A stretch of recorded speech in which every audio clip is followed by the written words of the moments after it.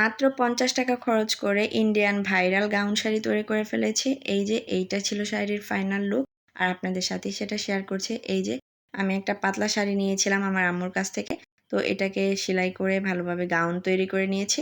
এরপর এটা হচ্ছে শাড়ির যে আঁচলের সেই অংশটা। আর এই গাউন শাড়িটার মোট 2টা অংশ থাকে, কিন্তু যদি শাড়িটা অনেক পাতলা হয় তাহলে ইনার হিসেবে পেটিকোট পরতে পারেন। তো এই যে আমি এটাকে পরে নিয়েছি গাউনটাকে। এরপর যে আঁচলের পার্টটা রয়েছে সেটাকে এইভাবে আমি সেফটি পিন এখানে লাগিয়ে দিব।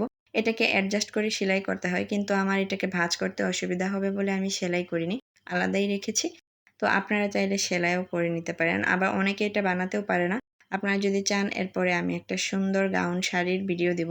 এটা আমার এক্সপেরিমেন্টাল ভিডিও ছিল, তাই আমার ভিডিও করা হয়নি। তো এই যে শাড়ির ফাইনাল লুক, আর আমি 7-8টার মতো ভিডিও করেছিলাম রিলস করার জন্য, সেইগুলো এখন আপনাদের সাথে শেয়ার করে দিচ্ছি। আমার এই গাউন শাড়িটা আপনাদের কাছে কেমন লাগছে অবশ্যই কমেন্টে জানিয়ে দেবেন।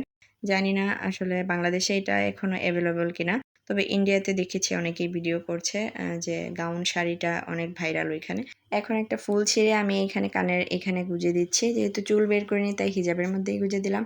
তো এই ছিল আমার শাড়ির ফাইনাল লুক। আপনাদের কাছে আমার এই শাড়ি মেকিং ভিডিওটি ভালো লাগলে অবশ্যই লাইক দিয়ে দিবেন, এবং কেমন ড্রেস মেকিং ভিডিও আপনারা চান কমেন্ট করতে পারেন। আমি ওরকম ড্রেস মেকিং করে ভিডিও করব। আল্লাহ হাফেজ।